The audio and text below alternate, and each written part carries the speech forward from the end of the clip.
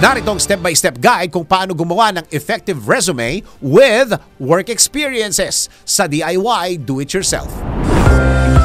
Kayang-kaya mo ang kahit na ano kung ikaw mismo ang gagawa nito. Let's learn new things sa DIY Do-It-Yourself. Bukod sa mga isasagot sa HR, ang resume ang isa sa mga dapat pinaghahandaan ng mga naghahanap ng trabaho. Sa pamamagitan kasi nito, dito ka nila makikilala at dito malalaman kung ikaw ba ay kwalipikado. Pero kung ikaw naman ay meron ng work experience, narito ang mga paraan para makagawa ka ng isang resume na epektibo.